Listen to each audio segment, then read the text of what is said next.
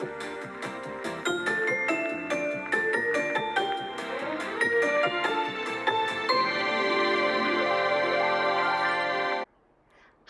I'm Jeannie. Welcome to Cakes and Aprons. Today we are going to make a banana pudding cake.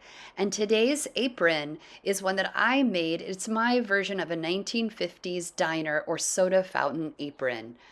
In the 1950s and 60s, banana pudding became increasingly popular, though it was very popular in the house since about the 1920s. It was even served in diners in the 1950s and 60s because people loved banana pudding. The aprons were wore over their nice, clean, and crisp outfits. So, if you were in a diner in the 1950s and 60s, you might have had the great opportunity of being served a banana pudding. Now, today we are going to make the banana pudding cake, which actually tastes very similar to banana pudding. It turns out that banana pudding is many people's favorite dessert, including Elvis. In fact, he may be attributed to the popularity of this dessert rising in the 1950s and 60s. He proclaimed that banana pudding was his favorite dessert. Today I'm going to share with you my version of a banana pudding cake. I got the recipe from a handwritten recipe of banana pudding cake, but it didn't have the filling or the frosting. So I have created that and I'm going to be sharing that with you. So see the link below. Now the reason why I love banana pudding is because of my dad. My dad taught me many things: how to repair a Volkswagen Bug, woodworking, and his love of banana pudding. In fact, I started making banana pudding for my father every Father's Day since I was about 12 years old. We credit celebrating Father's Day beginning in 1909, but it was not nationally known as a celebration until 1966.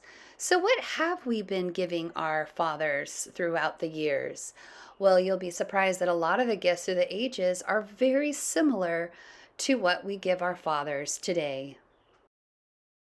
In 1922, Father's Day had a sale for ties as a suggestion and other list of Father's Day gifts as well.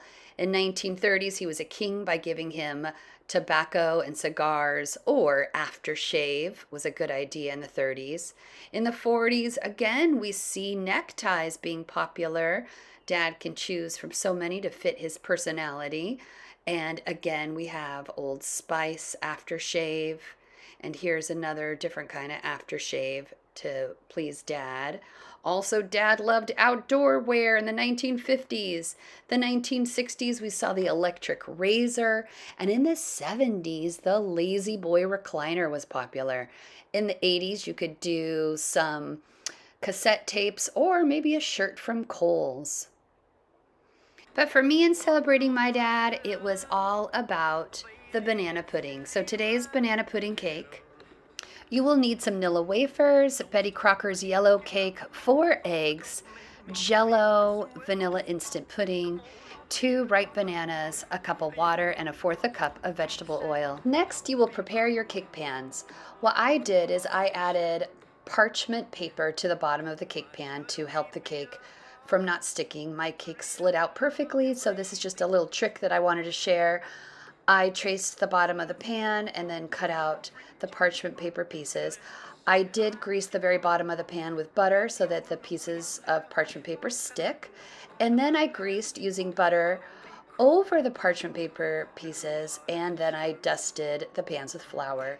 Next, blend your 2 bananas, mix them well in a mixer until they turn into a banana puree. Then take the rest of your ingredients and mix those well. Putting all those together, then you add your 1 cup of crushed vanilla wafers. You mix those up in the bowl with the cake mix and all the other ingredients and pour them into your 2 cake pans.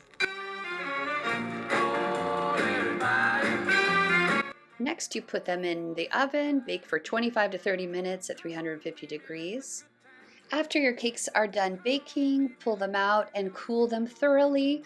Then I cut each cake using dental floss. I find that it makes a pretty even cut. Also, you'll notice that I have saran wrap under my cakes. That is because while they're still warm, I wrap them. It holds in the moisture and makes your cakes extra moist. Next, I make the filling. So you'll want to take that Jell-O instant pudding. I use the banana for the filling. And what you will do is only use a half of the required milk to make the filling. Spread it on the layers of the cake, the 3 layers. Then I divided the banana up into 3 pieces and put layers of the banana over the banana pudding filling.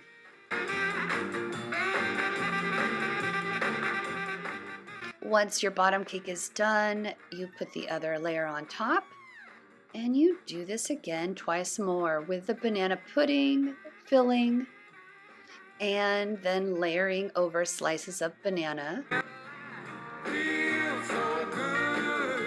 Once you have your 4 cake layers done, you will do the whipped cream. The whipped cream mixture is made with 1½ cups of whipping cream, and I use 2/3 a cup of powdered sugar and a heaping teaspoon, an overflowing teaspoon of vanilla. So I spread the whipped cream on as evenly as I could, and then I decorated the top with vanilla wafers. Voila, the banana pudding cake is done. And then you put it in the refrigerator. I suggest you put it in for at least 4 hours. That way, the banana pudding filling will increase the cake's banana flavoring. All right, now we get to try this cake. I'm really excited, as I always am, to try some cake. But this one, as soon as I pulled it out of the oven, it completely smelled like banana. So I am hoping that it tastes a lot like banana pudding, which I love. So we are going to taste the banana pudding cake. It is good. It's great that the bananas are cut in the filling, and it has the banana pudding as part of the filling as well. So it has lots of banana flavor. Well, dads, I wish you a happy, happy Father's Day, especially to my dad. This is for you. Thank you for teaching me how to make banana pudding and sharing your love of cooking. So, and the rest of you, thank you so much for joining me today for Cakes and Aprons. I'll see you next time. Bye-bye. I love your banana pudding cake.